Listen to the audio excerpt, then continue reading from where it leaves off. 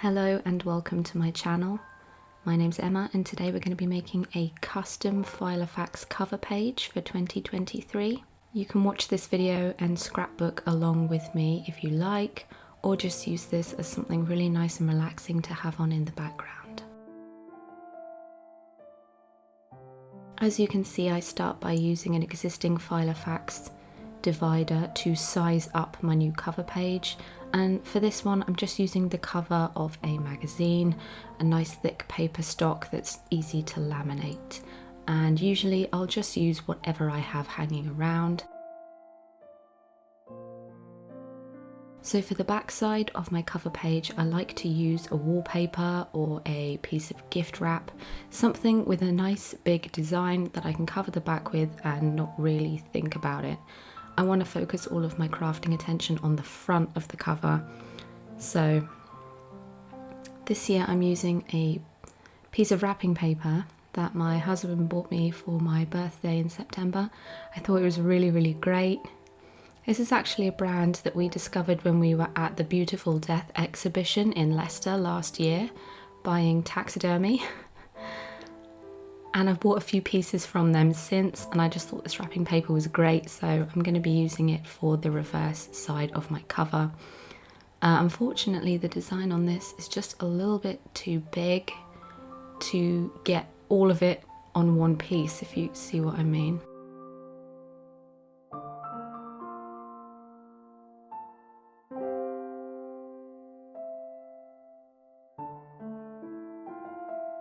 And then nice and easy, I'm going to draw around it to cut it out. I actually wish I hadn't used a Sharpie for this, because I ended up with the remnants of the black line around the outside of my finished cover page. You can't really see it unless you know it's there, but I know it's there and it really annoyed me. So just something to think about for when you're doing it. For last year's cover page, I actually used a wallpaper that I found in an editorial shoot in a cover of Vogue magazine. It was this really dark, moody, autumnal, floral wallpaper in the background of this shot, and I thought it was so great, and I've used it for quite a few things, and luckily I had enough to cover the back of a Filofax page, so I used that last year.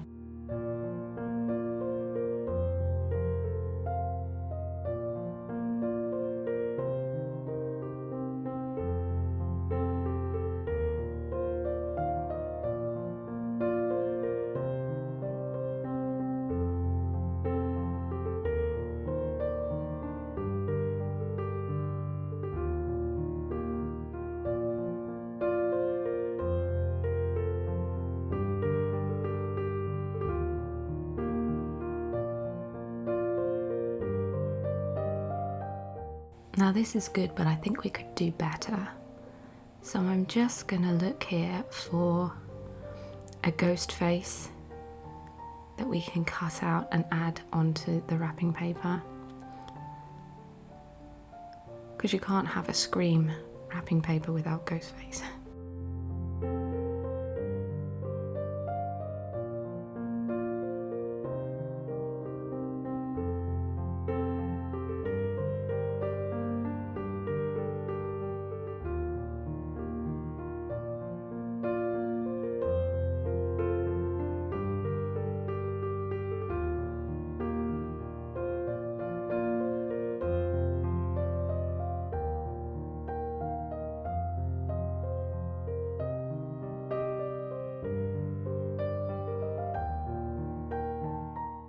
It's kind of funny sticking him right next to her because they're both on the phone and it looks like they're talking to each other from the same room.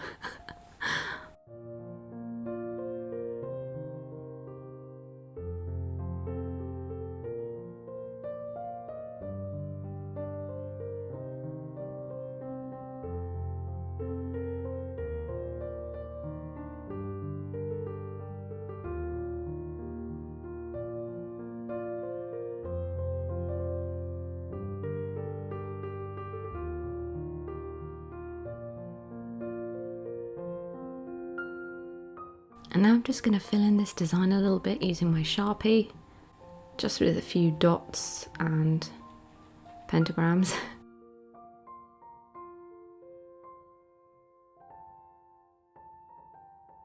Just there's a lot of white space in this, and I like everything to feel kind of full and lush and interesting.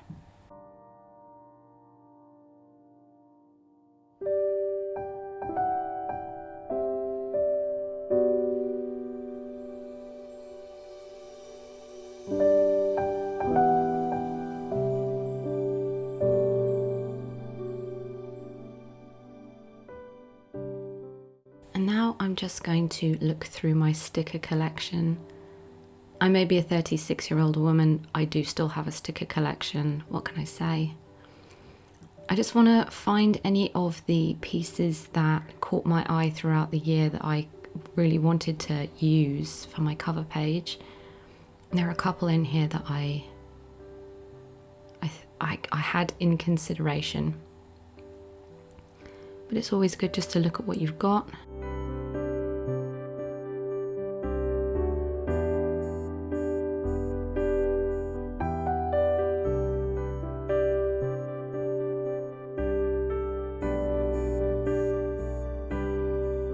And this is the folder that I keep all of my paper samples in, and anything that I've cut out that I have in mind for a scrapbooking project. If I'm going through a magazine and I see anything with a really beautiful texture or something that would make a great point of interest or a nice background, I kind of rip it out and set it to one side. As you can see, this advert had a really nice piece of gold fringing that I am obsessed with.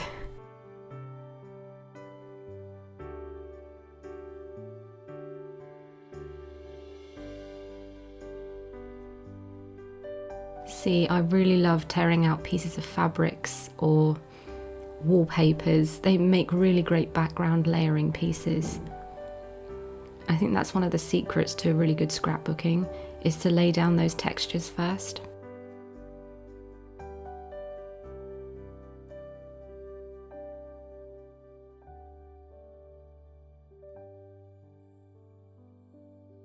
And so what you can see me doing here is just holding up the pieces to the wrapping paper that I've applied to the back of the cover page, because I really do like everything to feel quite cohesive. So what I'll be doing today is looking for things with those reds, pinks, yellows, blacks, and hopefully I'll be able to kind of create a cover design that really feels a bit more cohesive with what I've got on the back. I don't like it when they feel really, really different from each other.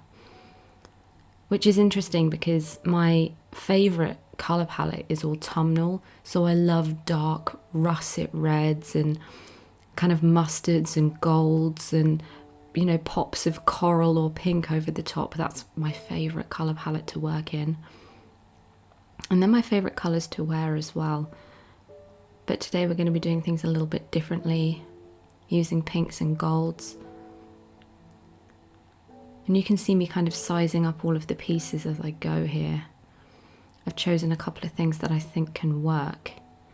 And now it will just be a case of seeing if I can layer the background, and then pieces of interest will be a bit easier to pick out because you'll have the background set.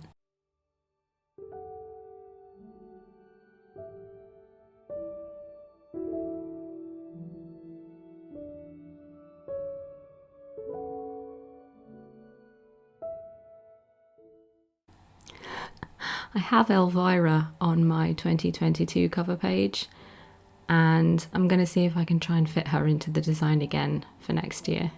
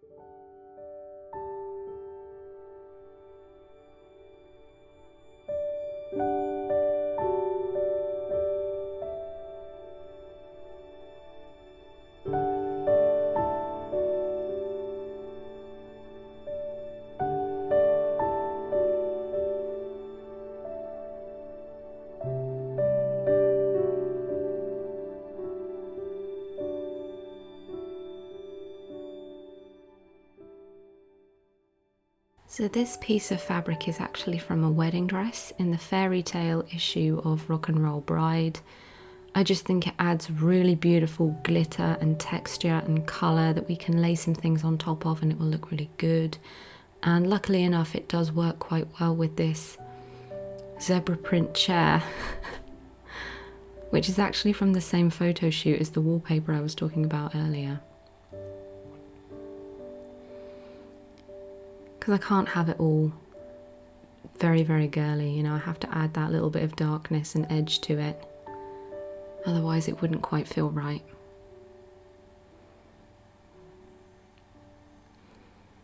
So what you'll notice I'm doing here is tearing the paper up into smaller pieces, and I don't just do this so that I can make sure that I'm getting the fit just right for the size of the cover page. I'm actually also doing it to create a much nicer, softer edge. So when I'm layering the pieces over each other, I want that softly frayed, torn edge. It just looks so much nicer than having a raw, straight, blunt cut line, or kind of cut out edges which look, they just have an unfinished look to me and I really don't like it.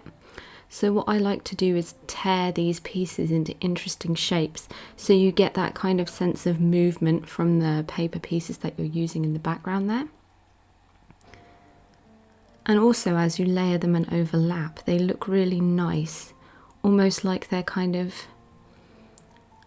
softly piled on top of each other, if you know what I mean. So what I think I'm going to do here is use this, I think it's a close-up of amethyst on the bottom here. It's got a nice sharp straight edge that we can use.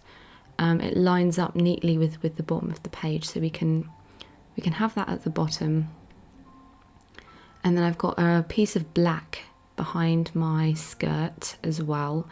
Sometimes I'll tear out pages that are just block colours, big, bold, sharp colours. I'll tear those pages out because you can always use those as the background for a page and then layer on top of it. Especially if you're not confident to do a lot of textures, patterns and colours as I've done here. So I've got a piece of a sequined dress at the top there. Then I've got my zebra print chair behind it. A skirt in front of that, a piece of quartz in front of that, and just a slice of black peeking in on that left-hand edge there. And I found a place for my moon sticker, which to be honest I didn't know I had. I think somebody probably gave that to me for free when I made a stationery order on Etsy. But I think it looks really great here. Really kind of moody and occult.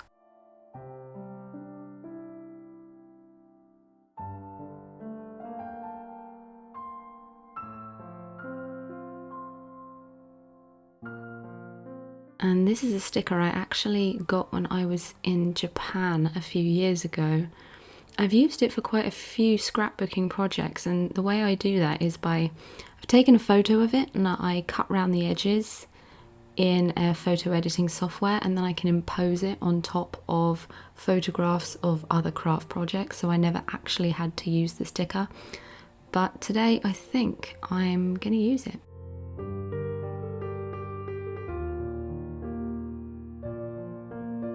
And this lovely skull with flowers. I think I got that from an issue of Rock and Roll Bride.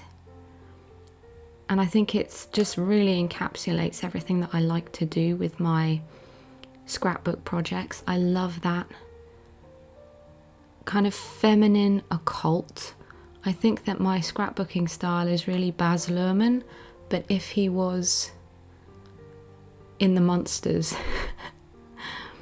I love it to be very opulent and excessive and, you know, full of rich colours and fabrics and, you know, sequins, florals, tassels, but then have that really interesting dark occult edge where there will be kind of horror elements and skulls and kind of, you know, things like that. That's how I like to do my designs. It's very kind of bougie goth. Bougie horror goth, I think.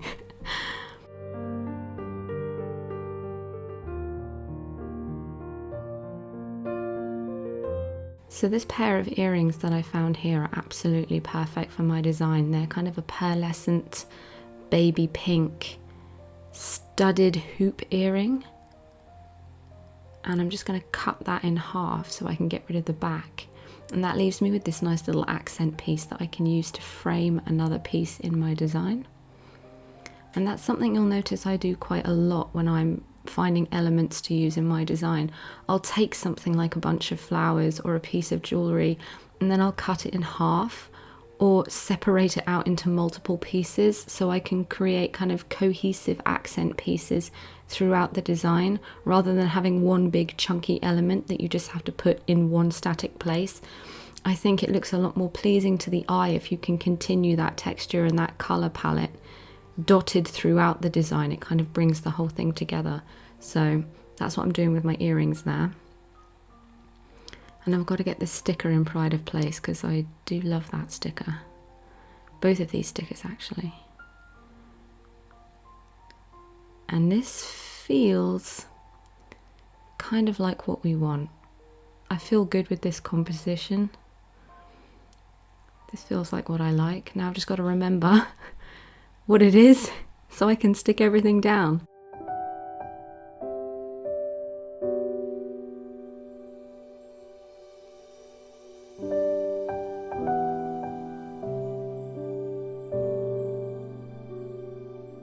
Now my tip here is going to be to keep everything as malleable as you can. So I apply the glue, but I do it somewhat loosely and I never really do it to the edges, and that allows me to slide pieces around on the canvas, tuck them into each other, slide them underneath one another or over the top of each other, because that's really what this kind of style, I guess. I don't know, I don't want to be arrogant in that I've created my own fucking style of scrapbooking, but that's how I like to do it. I like to layer and overlap, so in order to really do that, it's sometimes better to kind of slide something in and then glue it like I've just done there. And you'll notice throughout this that I kind of stick things down and then drag them around. As you can see there, I'm sliding that piece up just to make sure that there's no edges showing.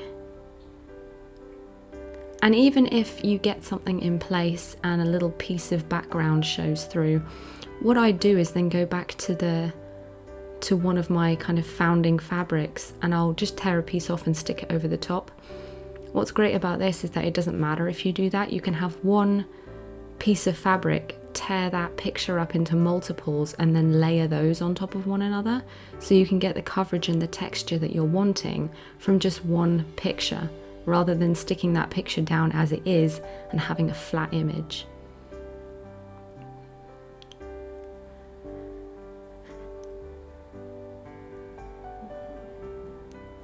And this is me finding out that you can't use a knife on freshly glued paper because it just tears the paper. So now I'm just going to trim this down so that I can see what I'm dealing with, neaten it all up before I start placing my main elements into my design.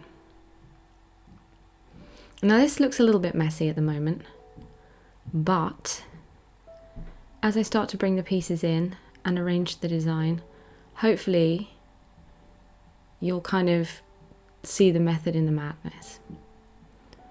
So I'm going to use these two earrings to frame the moon. And I'll pop this little guy down here, just because it looks left aligned in the sticker, so it makes sense to have it on the left there.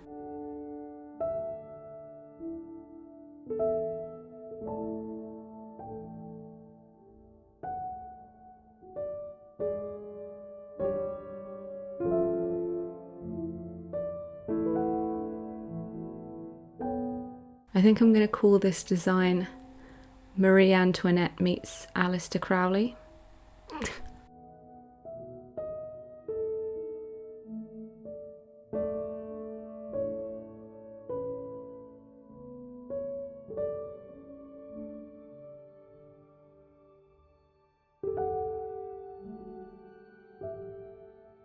Okay, so these are all of the main elements pretty much in place. By the way, if you get really frustrated with people unable to peel a sticker, you're gonna fucking hate this video, because I think I struggle with pretty much every sticker in this video. It takes you like 10 minutes to peel the backing off.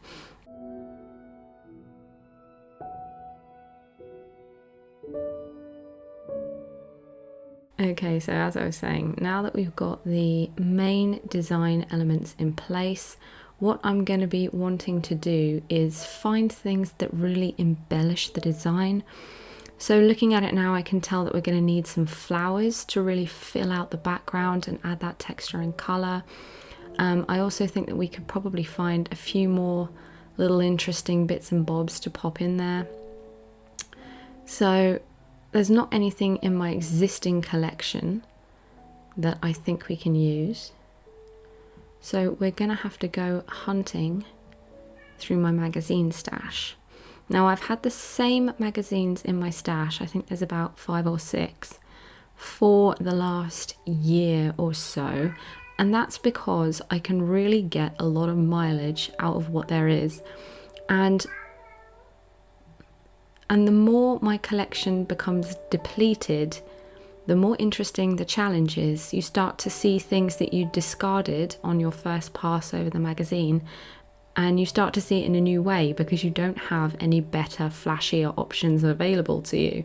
So you can really make 1 or 2 magazines last a long time.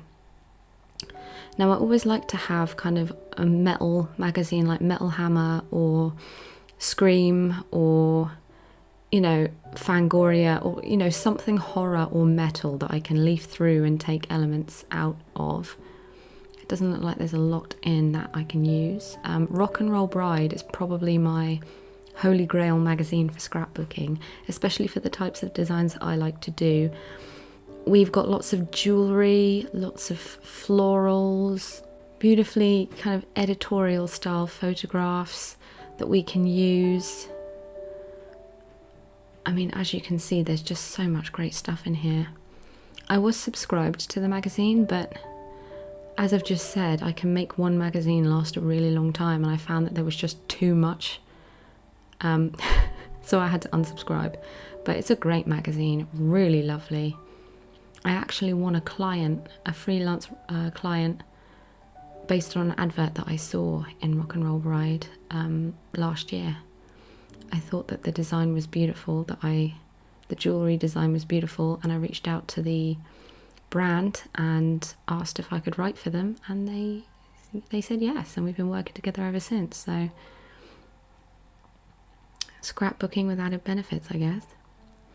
So these flowers are perfect for my colour palette, and as you can see, I've actually divided that bouquet out into 2 accent pieces.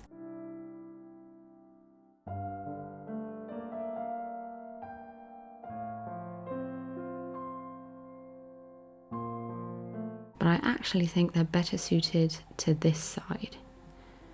So you can see what I mean about diffusing the colour throughout.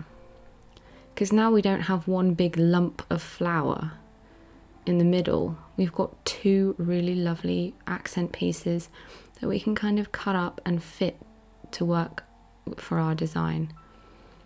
There you go, that looks even better already. I didn't intend to embellish the wrapping paper side of my cover page, but I mean, that was such a perfect fit.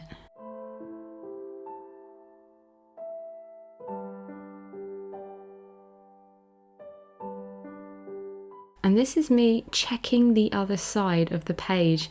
Now, I've been scrapbooking since I was a kid, and one thing I learned really early on is that you really need to fucking check what's on the other side of the page before you go in and cut that shit out, because there's been so many times when there has been something better and more beautiful on the other side, and I have cut right through it because I didn't check.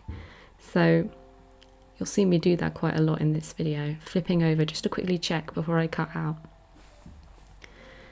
And this bouquet is just perfect, isn't it? We've got the hot pink with the peach and the coral.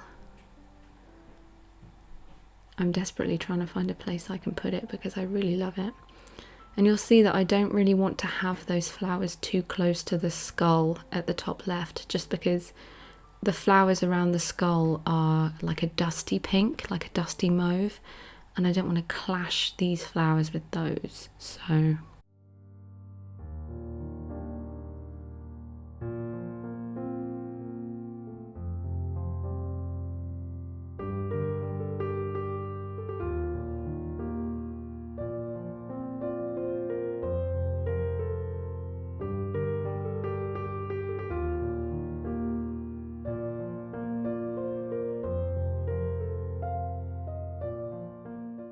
look, I mean, the editorial is beautiful. These earrings, I couldn't not. They're great, aren't they? So my favourite thing to do is to just use this knife to slice things out. I don't like to kind of chop up a page if I can help it. Unfortunately, this knife is actually a gift from my mum last Christmas. I wanted a paring knife, and somehow I've ended up using it for scrapbooking. Thank God my mum never knew about that. Probably would have got in quite a lot of trouble. It's just so handy. I think you can definitely get craft knives that do the same thing, and I would recommend it because they allow you, as you can see from this example, to get precision cuts, to trim edges really neatly, to easily slice things out. And I actually think when I was a kid and I used to do scrapbooking, I used to use my pen knife for the same thing. So maybe it's just a habit I've got, but I do think it's easier. And I couldn't not make use of that. Look at that, that's too perfect. Now again, I never planned to embellish this wrapping paper side. I was just going to leave it as is, but I found too many perfect elements and I have to use them. Especially these earrings, they're beautiful.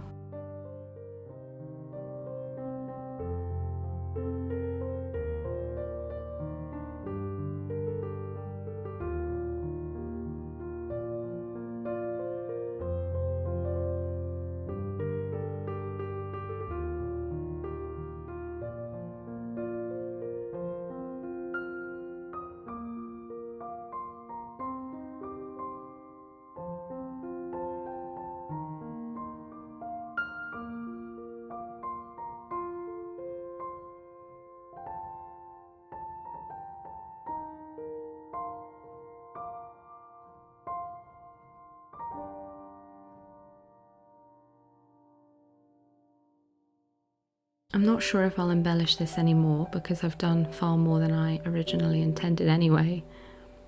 I'll just see if anything pops up. But I mean, this looks pretty great.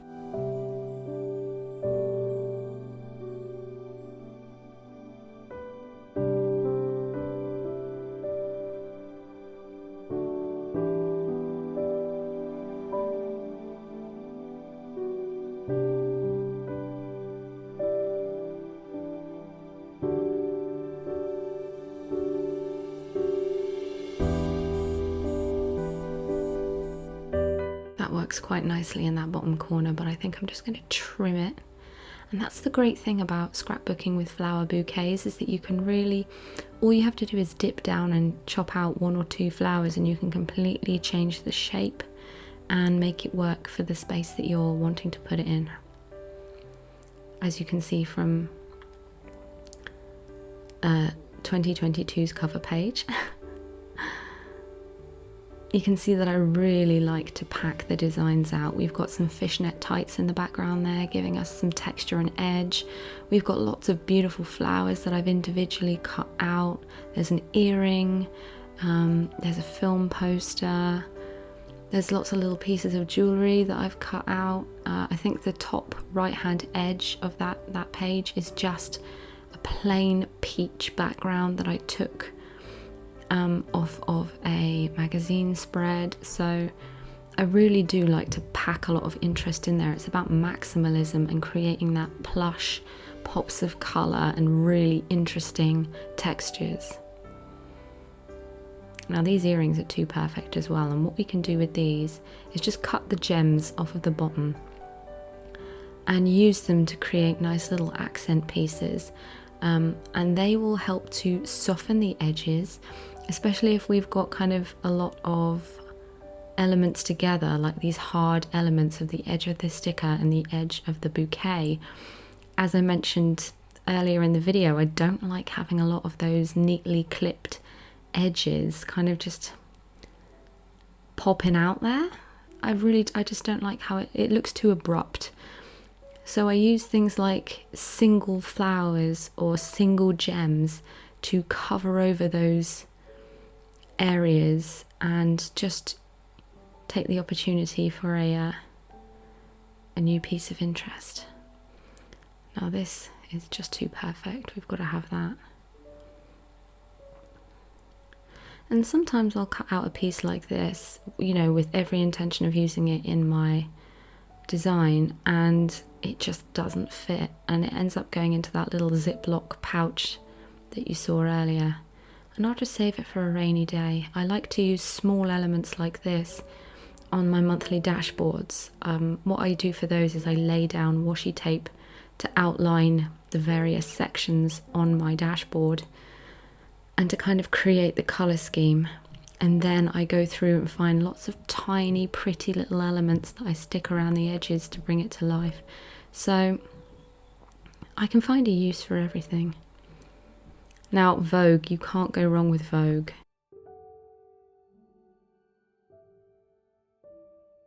When it comes to beautiful fabrics and beautiful adornments, I love a Vogue. And to be honest, oh, this leather, we could use leather in the background of something. That's very nice. But hey, what is this? Oh, honey. See, this is why you always check the back. We need these glasses. And also these great swaths of kind of mauve and pink that they've used as the background. You absolutely could rip that up, keep it in a folder, and use that as the background of another design. This is why magazines like Vogue are so perfect for scrapbooking, because you have those large areas of colour. And I've had this Vogue, I think this was the September issue for 2022 or 2021. It's a September issue, and I've still got it and I'm still using it, so it makes up one of my big three. So I'll always use Rock and Roll Bride, Vogue, and maybe Scream magazine or Metal Hammer. That's the Holy Trinity. There's so much good stuff in here. I can't tell you the number of times that I've seen a dress with a fantastic pattern or texture, and I've just had to have it, and I've just kind of stopped and cut the fabric out right off of the model and I'll just pop it into my folder for later. This is too good, and the reason it works well up in this left hand corner is because the skull has got a lot of greenery in with the flowers, and the sequins that I used for the background there have kind of like a light pinky pearlescent sheen, which has got some green in it. So we can definitely make this work. It's too fun to not use. It's an interesting angle as well. It's not quite straight. I like that. It's a little bit off kilter. I really want to use it.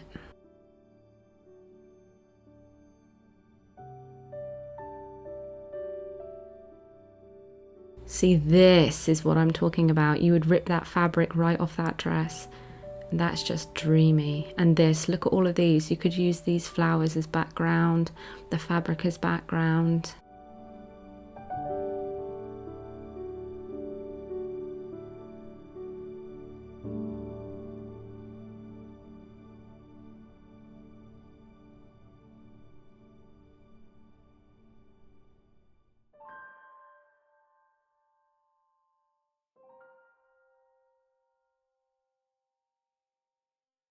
There's lots of great colours and textures in here. This hot pink sequin, are you kidding me? We have to have it.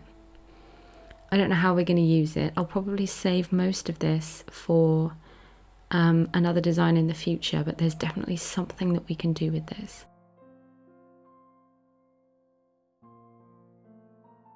I'm just going to pop these little flowers up here, and you can start to see how we're filling the design out. Stuffing each corner with a new detail. See, so I'm just going to rip that up. Even if we just have a little piece of it in there, what we want is the colour and the texture. We don't need to see that it's sequins or see that it was part of a jacket. We just want a little taste of that colour.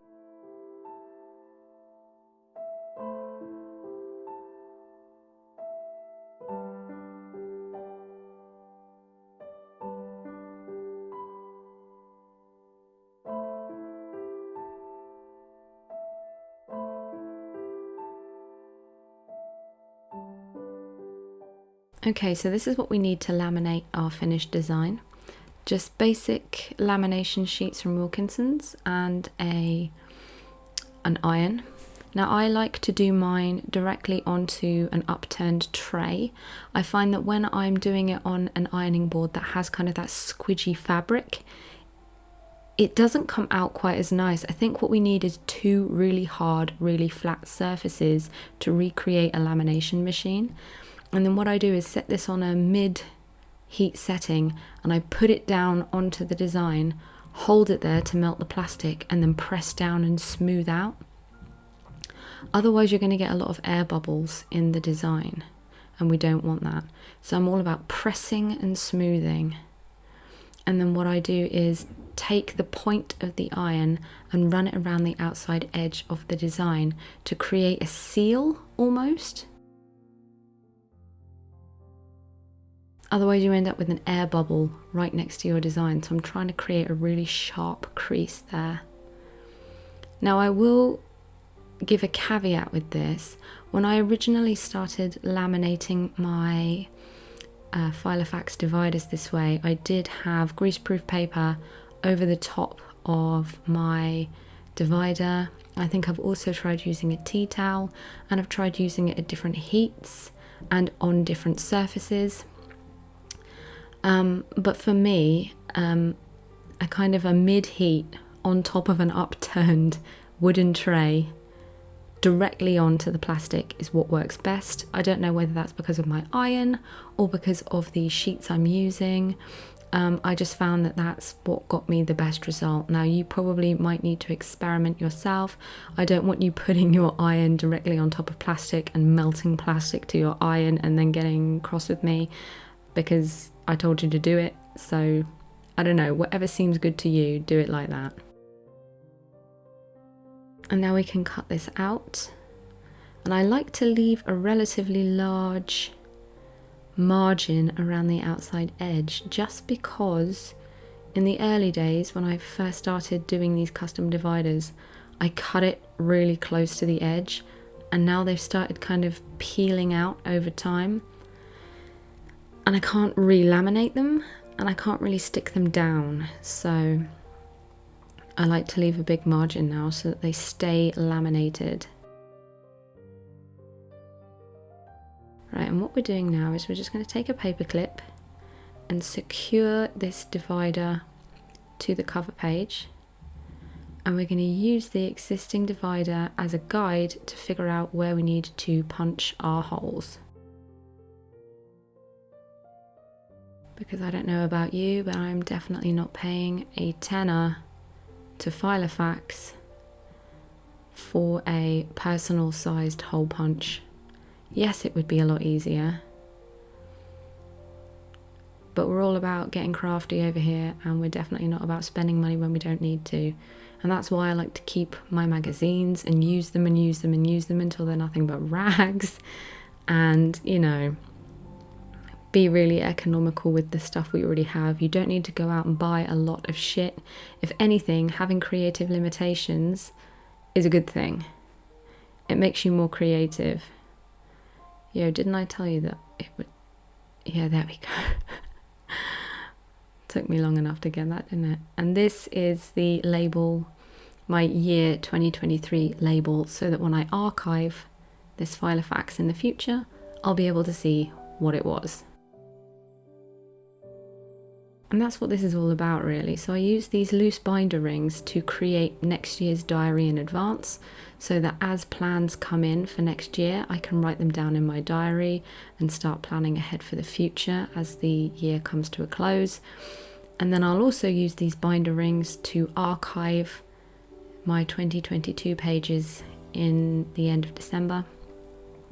I don't like to throw away my Filofax pages, just because I might need to refer back to last year at some point to double check a birthday or a date or a timeline. So I never like to throw away those pages. I just archive all the loose pages with these binder rings, and I can refer back to my old diaries whenever I need to. And that's another reason why doing a cover page every year is such a good idea, just because it helps me see which year was which, and also it helps kind of bring a bit of a freshness and a bit more excitement to the upcoming year, because there's nothing so exciting as getting a brand new diary for the year ahead. And I think that when you use a Filofax, you can sometimes miss out on that because it's the same diary every single year. You're just changing the pages, and I don't know, can feel a bit boring and stale after a while. So this is just my way of bringing a bit more personality and excitement to the New Year's pages. And there we go. It's all set up and ready to be transferred.